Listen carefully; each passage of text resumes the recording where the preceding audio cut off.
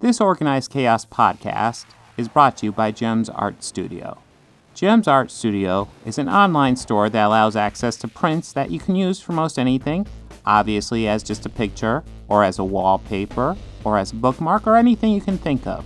You can find Gems Art Studio at etsy.com/shop/Gems Art Studio. This podcast is also brought to you by listeners like you. Thank you.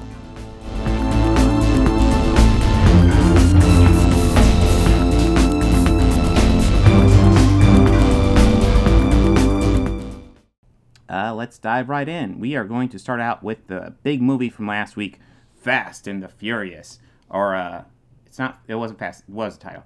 It was F9, The Fast Saga. That was the title. Now, is there any title consistency in this series? Absolutely not. This series is insane. I guess I'll go ahead and recap kind of my thoughts of this series as a whole.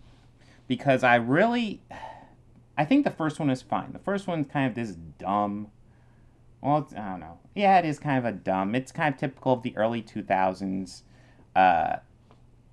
just kind of a Point Break remake.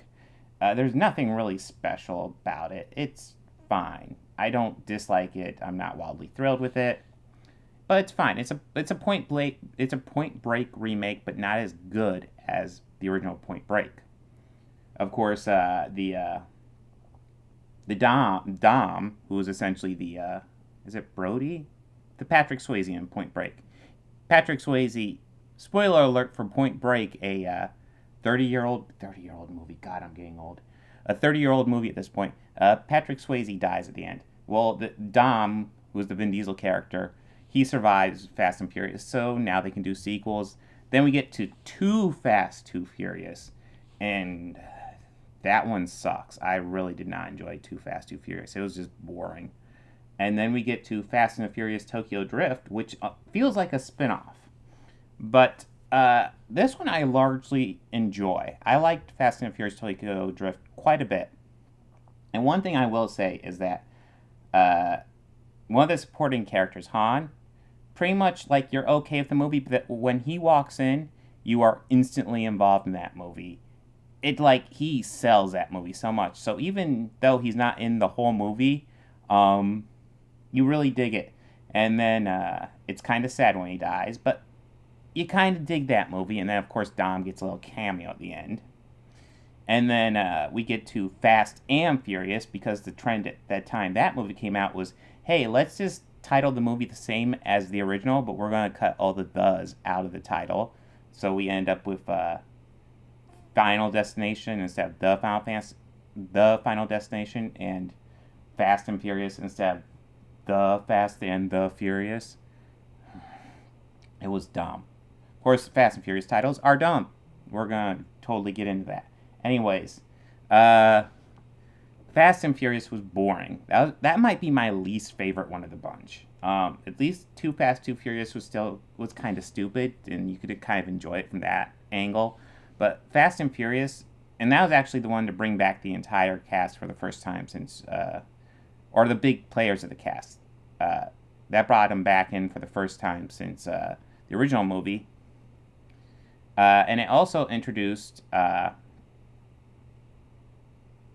want to say Han was introduced in that one. I don't know if it's that one or Fast 5 where Han becomes a player all of a sudden. I know the Gal Gadot character, whose name in that franchise eludes me, that's where she first pops up as Fast and Furious. But then we get to Fast 5. Fast 5 is so much fun. Oh my god, that's probably my favorite one so far. That's the one where they're dragging it safe at the end. It's so out there and ridiculous. I love it. That definitely, if Han's not in the fourth one, he's definitely in the fifth one. And who else? The Rock. The Rock is introduced in the fifth one as well. That movie is awesome. I love Fast 5. It is dumb, and it's fantastic for that reason. After Fast 5 Fast and Furious 6, one of the most logical titles in this franchise that makes no sense. And that one's fun too. I don't have a whole lot to say about Fast and Furious 6 other than I remember enjoying it about as much as Fast 5.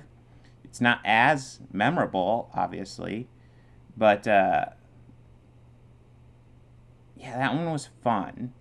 The big event of that one was that brings Letty back. Letty dies, I want to say, in Fast and Furious, and then they bring her back. Uh, she's in the picture there. So yeah, she's there with John Cena there. She's one of the resurrected characters. And then that one ends with the reveal of Han. It goes back to Tokyo Drift, revealing that Tokyo Drift actually takes place after these movies, after 4, 5, and 6. Then you get to Tokyo Drift, and we see Han's death again, and then Jason Statham like steps out of this car, and he's like, "Yeah, I killed him." And he's introduced as the big new villain for what did they call it? Furious 7. That's it. So we get to Furious 7, and this is when Justin Lin. This is his first movie where he doesn't direct it. So Justin Lin directed Fast and Furious, Fast 5, and Fast and Furious 6. Essentially the worst one and the two best ones in the franchise. And this is his first one away, and it's the horror guy, James Wan. He comes in and directs this one, and it's still entertaining. It's still fairly dumb. It does reveal he's not as good at action as Justin Lin. So the action in this one's not as great, which is a little bit disappointing because this is when the team kind of gets together to avenge Han and beat up Jason Statham, and it's fine. It's a letdown, I would have to say, but it's not like bad. You can still have fun with this one. That's the thing with these movies. If you're going into it looking for some sort of deep like enjoyment factor, like some sort of deep storytelling with a deep moral or anything, you're going at these movies the wrong way. You need to watch these movies just for fun because they're dumb. That was probably the issue with probably the first 4, less so with 3, because they take themselves too seriously. Especially, as I recall, especially the fourth one. Fourth one took itself so seriously, and it like if you look at the raw story of that one, it's fairly dumb, but it took itself so goddamn seriously. What's next? Where did I leave off? Furious 7. So after that, we get to what's next? Yeah, it's Fate. Fate of the Furious. That's the one where we get introduced to Charlize Theron as the big new villain. That is fine. It's another step down. It's not as good as Furious 7. Not as good, obviously, as Fast and Furious 6. It is entertaining. That's the one where we actually have The Rock throw a torpedo at a submarine to sink it, which is dumb. It's not as much fun as you'd hope, though. There are some good moments in that one, but it feels like we're going downhill, especially after Fast 6, but really after Fast and Furious, or Fast 6, Fast 5. But it's all been going downhill since Fast 5, but Fast and Furious 6 still maintained a lot of that energy, and you can really start feeling it go downhill. I still enjoy Fate of the Furious, but it's not as good. But then we get into the spin-off, which is Hobbs and Shaw. What is it called? Fast and Furious Presents Hobbs and Shaw. That's it. It's Jason Statham and The Rock in their own movie. In that one, it's still stupid. They're fighting a cyborg Idris Elba in that one. But it's kind of boring, too. Like, it's dumb, but they don't do everything they can with the dumb premise. You think, like, they're fighting this cyborg. Oh, that sounds awesome. And not really. Not really at all. I'm not a huge fan of how that's framed. But it is what it is. That's probably the first one since the fourth one that I'd say I don't like. So that brings us all the way here. F9, the Fast Saga, how it's titled. Because everybody calls them the F Saga, right? The Fast Saga. I don't know. These titles make no goddamn sense. But anyways, we're to this one. And this is actually the return of Justin Lin.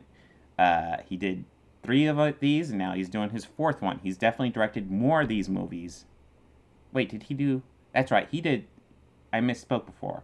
He did do Tokyo Drift. He did Tokyo Drift, Fast and Furious, the 4th one, Fast 5, and Fast and Furious 6. And now he's coming back. This is actually his 5th one. So of, what, a total of 10 movies, he's done half of them. That's pretty impressive. Anyways, Justin Lin is back. And this one is so fucking stupid that I kind of fucking love it. It's insane how stupid it is. The whole plot gets kicked into gear where the team comes to Dom and his family, and they have this emergency message from Mr. Nobody saying that his plane's going down, and he is calling them for help because, as we all know, when the CIA is in trouble, no one can help them but this group of illegal street racers. They will save the day. Yay! Oh, it's so dumb.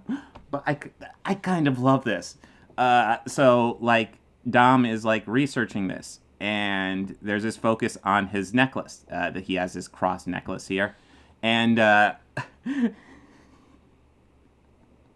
this flashback scene where he is... he's like he sees the necklace in one of the photos from Mr. Nobody, and he's flashing back to seeing this necklace, the cross and other symbols. Like I think there's a shot of his necklace, then a shot of the similar necklace somewhere else, then a shot of just like a cross on a church. And I'm thinking, oh my God, I would love it if the big twist here was that the entire religion of Catholicism was actually invented as a secret message to Dom in this franchise. The franchise is so stupid that I would kind of love it if it took that extreme route. Now, of course it doesn't. But the fact that it crossed my mind as a possibility lets you know where this franchise is at this moment. But anyways, we have this focus on his necklace. Of course, the team goes to the plane. They have this wild chase in the jungle. They defy physics multiple times to elude the enemies. Like, there's this one time where the bridge, it does that trick. I wish I pulled up an image for this, but it does that trick where, like, the car goes on the bridge, and then the back end of the bridge blows out, so the bridge is falling, and the car has to outrace the falling bridge, which makes no sense, because what is it grabbing onto? The whole bridge is falling. It's not like it's... the car, there's no way it's fast enough. It's that half of the bridge is blown out, the car is falling. But of course, it can defy physics and shoot its way across before the bridge falls all the way, because that's how the physics in this movie works. Anyways, that's not even where it gets the craziest. Slightly less crazy in that is where we actually get these shots of the John Cena character. Here, I'll go back to their image. Because we see little shots of him. He's obviously the big heavy for this movie. But we get these shots of him, and it's obviously meaningful. But his last shot is Dom chasing him, and he's chased him to this cliff, and oh my God, he's not going to get off. And he shoots right off the cliff, and a plane flies by and catches him. And somehow that's not the craziest thing in this movie by a long shot. But anyways, Dom has to suddenly stop. And... God, I don't remember. Like, I guess it's been like a week since I've seen it. But there's this great scene where Dom is going towards that bridge that had been blown up before. And what he manages to do somehow is get a rope from that bridge. There's no way you can plan this. He gets a rope from that bridge to wrap itself around his wheel well. And then he swings the car over a cliff to another cliff. And it's, if you're thinking that makes no sense, yeah. But he does it because, you know, if you're really good with cars, you can do shit like that somehow. Of course, they survive unharmed. Anyways, there's also... I'm not really going to focus too much on the story. I'm going to focus on events because the story doesn't make any sense and it doesn't fucking matter. There's this point where they're investigating the cross where they got this postcard with the cross on it. First of all, I'll explain some story here. One of the crosses is the necklace that Dom has. John Cena also has one of these necklaces. So that necklace there. John Cena also has one of these necklaces. And the reason he has one is because he's Dom's long-lost brother. Dom, this guy who's all about family, and whose approach to his brother is also like, yeah, fuck that guy. And the movie does explain that. There's lots of flashbacks in this movie with Dom and his brother, where they're played by alternate actors instead of de-aging them, which honestly doesn't really work all that well. I don't know why they didn't de-age them. Maybe just because actually having different actors on there would be probably cheaper than having especially Vin Diesel on the set more. I'm certain his paycheck's pretty pricey after doing 9 of these things. Well, I guess he's done 8. Like, maybe 7.1 would be more accurate because he was barely in the third one. Anyways, I digress. So he has one because he's his long-lost brother, but they also got this postcard with a cross on it, and they go to investigate that. It's Letty and Mia, who's back for the first time since the 7th one, and they find Han is there. And Han survived Jason Statham killing him because Mr. Nobody apparently arranged it, and it's not really explained outside of that. You see the car crash again, and then Mr. Nobody and Han are there, and Han's like, oh, that was very convincing. And Mr. Nobody's like, yeah, it's my specialty. And it's like, how did he get out of the car? Was that like an android Han in the car? What? What the heck? It doesn't explain it. It's just, oh yeah, he wasn't actually there, so he's not dead. So anyways, we got Han back, whatever, at this point. Han, I do enjoy the character of Han, so sure, whatever. Let's resurrect another character. Officially, 2 resurrected characters in this franchise. What the heck? So that gets us caught up to what you mainly need to know from the story. Charlize Theron does come back, and as far as the main story goes, she overthrows the John Cena brother as the main villain, so they'll probably do a redemption arc for him in Fast 10, or F10, Judgment Day, whatever they call it. As far as the other big stuff from the movie I want to talk about. So, they encounter this magnetic, they set up a jamming system in this one city, with like this huge electromagnetic field, and it's being generated by this van they discover and they end up stealing. So they spread this technology to other cars. So the cars, instead of just doing electromagnetic field, they're just magnets, and they can control the strength of the magnets, and they can do like reverse polarity, so they can pull cars towards each other. They can have cars flip over them by reversing the polarity. They can and how they work is largely just however they want them to work at that moment. It can sometimes yank a whole car pretty much almost through a building and attach to another car. And sometimes it just kind of picks up little things, and it can throw them at the car behind them or attach to that car specifically. And it doesn't matter. It's dumb. It's kind of fun to watch, but it's dumb. It's very dumb. But we are not at the what is it, the resistance, the pure glory of how dumb this movie gets, which is space car. They launch a car into space in this movie and drive it into a satellite. I kind of almost want to say it was their plan A. It wasn't quite their plan A. It was pretty close. Plan A did involve launching a car into space and then driving it to a satellite. And you see, they modified this car for space travel, and they're wearing like scuba gear. Whatever. It's so dumb. But obviously they're supposed to like send this signal to get it to not work, obviously. Which, why are you driving up to a satellite to get it to not work? Can't you just send a signal? What? So obviously that doesn't work. So they go and they just say, okay, fuck it, and drive into the satellite. Oh my god, it's so dumb. I love it.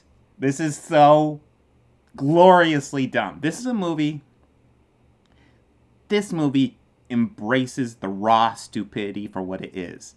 This is street racer super spies. I want them to make an army of space cars in the next movie. I want the next movie to be an army of space cars. I want the 11th and, in theory, final entry of the Fast franchise, which is what they're saying it will be. We'll see. Box office will probably change that if it's successful. But I want the 11th one to be called The Furious Planet, where they're just on another planet racing aliens or some shit. I would love that shit. This is getting so goddamn stupid that I love it. This is... I mean, any semblance of this movie about anything deep or thoughtful is out the window, and it's just raw stupidity. And I think Justin Lin knows that, and he is just having a ball with it. And you know what? So am I. Keep going, man. If it continues on this course, do 50 of these movies. Do a crossover with Jason in space. Just do it. Why not? Oh, yeah. I enjoyed this movie thoroughly. If you're looking for something deep and thoughtful, why are you even looking at this franchise? Are you stoned? No. If you're looking for dumb fun, this is it. This is the movie you want. Oh, so much fun.